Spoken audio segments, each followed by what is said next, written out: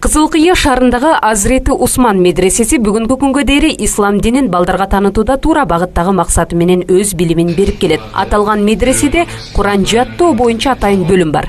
Мында окуган балдар Курандын аяттарын толук жаттап үйрөнүшөт. Куранды жатка жаттоо диндеги өтө сооптуу иштерден. Куран аяттарын толук жатка билип, ага амал кылган адамдын кыяматта башына таажы кийгизилет. Анын нуру бул дүйнөнүн күнүнөн да жарык болот. Ошондой эле Куранды жаттап, ага амал кылган адамдын энесине да сый көргөзүлөт. Пайгамбарыбыз айткан: "Силердин араңардагы эң жакшы адамдар Куранды үйрөнүп, аны башкаларга үйрөткөндө."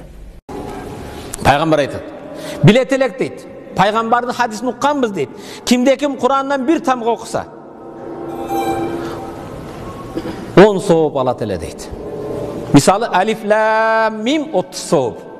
Бисмиллахир-рахманир-рахим 19 190 сооп. Elhamdülillahi Rabbil alemin. Ar-Rahmanir-Rahim. Maliki yevmiddin. İyyâke na'budu ve iyyâke nesta'in. İhdina sıratal müstakim. Sıratallezîne en'amte aleyhim gayril mağdubi aleyhim veleddallin. 118 tamga 1180 soğuk. Maşallah.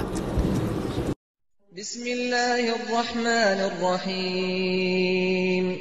İnna arsalna Nuhan ila kavmihi. Куран Алла Тааланын адамзаттын материалдык, моралдык бүткүл муктаждыктарын канаттандырарлык абалда түшүргөн берекелүү, кемтиксиз ыйык китеби.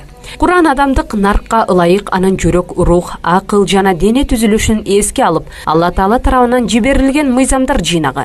Куран шарият өкүмдөрүн, Алла Таалага кулчулуктун кандай чаткарыларын, дуба адептерин жана башка даанышман сырларга толгон маалыматтарды өз ичине камтыйт. Ал Алла Таала тарабынан жиберилген бүткүл китептердин эң соңкусу жана кыяматка чейинки жоголбойт, бузулбай турганы. Пайгамбарыбыз Куранды ал өзүнүн башка эч нерсеге муктаждык сездирбеген байлык деп сүрөттөгөн. Мына ушул жан дүйнөнүн азыгы адеп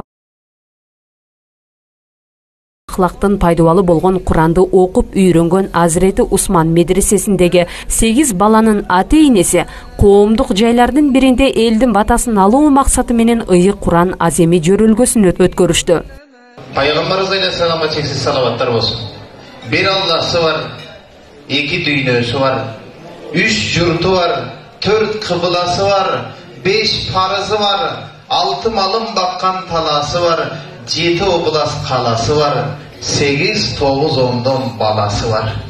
Erkeklerin at canından muhtagan, ayalları tüz yolundan çıkpagan, İmandı olu var bir pende bu yerde meçitine geçe gündüz kattagan, koldu kurup Kudayına caynamaz, cihatı alıp Kur'an kitebini jattagan. Bugünkü saltanatı Hazreti Osman adındaki İslam Medresesi'nin Kur'an jattoo bölümünün bütürü gecesine cevapınızlar hoş geldinizler. Esselamu Aleyküm ve Rahmetullahi ve Berekatuhu. Аталган бөлүмдөн быйылкы жылы 8 бала Куранды толук жаттап чыгышты. Бул жөрөлгөнү жетишкендик деп белгилеген шаарынын баш имам Хожуниязов бүткөн Караканада ушул мезгилде сертификаттар тапшырылды. Таалим алып жаткандыгын кошумчалады. Озгала турган бир азан болду деп эсептедик. Өзүңдөргө белгилүү Kur'an jattoo деген bir bölüm var bizim medresede. Oşo yerde bugün 8 bala Kur'an'da tolo jattap, bugün oşo Kur'an'da jattaganlık üçün çoğun bir mayram kılıp berip atабыз. Başkaça aytkanda Kur'an mayramı.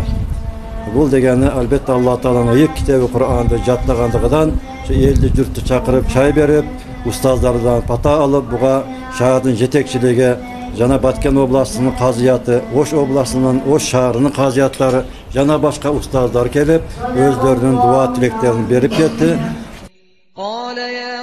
Ыйык Куран аземине шаардын 400гө жакын тургуну катышты. Кызылкыя шаарынын мэри Эрмекбай Топчубаев, Ош жана Баткен облустарынын казылары, дагы башка дин кызматкерлери, мекеме уюмдардан да өкүлдөр жөрөлгөгө күбө болушту. Убагында dinge bolgon көз караш кандай болгон азыркы күндө демократиялык жолдо dinge болгон көз караш кандай болуп атат бул нерседен биз сабак алышыбыз керек. Бүгүнкү биздин дасторконубузда урматтуу биздин областыбыздын казылары, Ош областынын казысы Үбайдылла ажы Баткен обласының қазысы Мусажи, жана ұстазыбыз Анарбай ажы, шаарыбызга куш келипсиздер. Биринчиден мен сүйлөрдүн алдында bir nerseni aytқым келет. Алымдардын жүзүнү карап отуруш ибадат дейт. Ата-эненин жүзүнүн карап отуруш ибадат дейт. Мускаптын жүзүнүн карап отуруш бул ибадат дейт. Ошондуктан бүгүнкү күндө бул жерде алымдарыбыз отурат, устаздарыбыз отурат. Бирок биз дагы жүрөктөгү нерсени айтып коюшка уруксат этесиздер. Катасы болсо кечирип коесуздар. Мына бүгүнкү иш-чара ушул каарыларыбызга арналган иш-чара экен. Өзүңүздөр жакшы билесиздер, ата-эненин балага болгон бирден бир бул дүйнөдөгү белеги, бул бийлик эмес, бул дүйнө эмес, бул байлык эмес, бул ата-эненин балага болгон тарбиясы дейт. Ошондуктан мына бүгүн ата-энелерибиз жакшынакай тарбия берип, устазга берип, бүгүн каарыларыбыз каары болуп, бүгүнкү күндө сиз менен биздин дуабызды алабыз деген максатта ата-энелер менен бирге дасторкон жайылып отурат. Бул өтө жакшы көрүнүш. Kur'an jаттоо bölümünde Kur'an-ı Kerim'de толук жаттап бүткөндүгүнү тастыктайт. 30-iyun 2017 жыл. Hazreti Osman Medresesi'nin müdürü, Hazreti Osman Medresesi'nin muallimi, Kızılkaya Şardık Hatibiyatının baş imam hatibi sertifikatka kol koygan.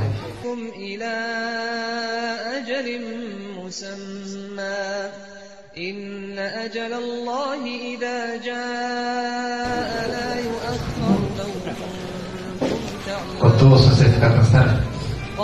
Karakterimiz de olsun kaptanla soğuda kaptanla olsun kaptanla soğuda. Maşallah. Allahu Ekber. Allahu Ekber. Barakallah. İşe girdiğinde yoldan mı kaynansın inşallah. Bu şimdi özünden girip etmeyin. Onu alparıcı olan ne oldu? Bismillah de.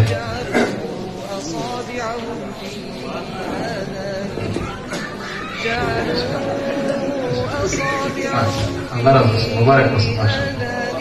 واستغشوا ثيابهم وأصروا واستكبروا استكبارا ثم Ошондой эле ата-энелер да ыйык Куранды окуп бүтүргөн балдарга сарпай кийгизишип, бата берип алкашты. Бул дүйнөдө бийиктикке чыгарсын да эч качан алды түшүрмөсүн. Иншалла. Аллах Таалам разы болсун бардыктардан. Кубанычтын көз жашы ар качан төгүлүп турсун.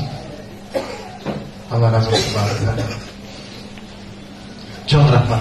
Din адамзат маданиятынын бир бөлүгү экенин улуу жазуучу Чыңгыз Айтматов төмөнкүдөй сүрөттөгөн. Дин нур төгүш керек. Диндин касиети бириктирүү, адам баласынын рухий турмушун гүлдөтө турган күч. Дин адам баласын боорукерликке, илим билим алууга үндөп, кайрымдуулукка, мээримдүүлүккө жетелесе, анда ал эч кимге жолтоо кылбайт деп жазган. Анын сыңары өсүп келе жаткан муунга ислам дини тууралуу окутуп келе жаткан Азирети Усман медресесинин устазы Зайырбек Баймуратов шакирттерине ийгиликтерди каалады. Биз үчүн, биздин шаар үчүн аябай кубанычтуу күн болуп атат. Себеби биздин Кызылкая шаарынын медресесинин Азирети Усман атындагы ислам медресесинин Kur'an факультетинин окуучулары бүгүн 8 бала окууну бүтүрүп, ошолордун баарын чогултуп бир жерде Kur'an azami, Kur'an toyu деген аталышта кичине той кылып атабыз. Аллага шүгүр ушундай күндөргө жеткизгениге чоң рахмат. Кошумчалай кетсек, шаардын тургуну Асылбек Тургунбаев аталган медресеге ар тараптан колдоо көрсөтүп, таалим алып жаткан балдардын шартына жардам берип келет. Ал демөөрчү катары медреседеги көйгөйлөрдү чечүүдө дешет медресенин жамааты. Тургунбаевдин да уулу Куранды толук окуп, бүгүн сертификатка ээ болуп турат. Кары балдар чыкты. Ошолордун катарында мына менин балам да кары болуп чыкты. Иншалла Алла Таала şu karılar bundan da karı kıyamatgacha karılar üzülbey. Şu karı baldardagı şu karı akalariday bolup şagirtlerdi çıkarıp köptөгөн karılar çıkıştı. Allah nasip etsin. Assalamu aleykum rahmatullahi ve berekatuhu.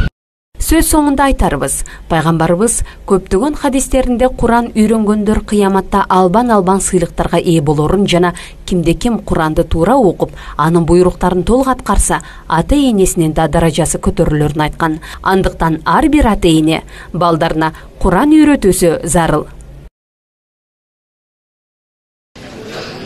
Anda bir aksakaldan soragan eken, "Ay aksakal, kartayıp kaldınız. Bir top yaşka bardınız. Balalık kezingizdi sagındınız mı?" degen eken.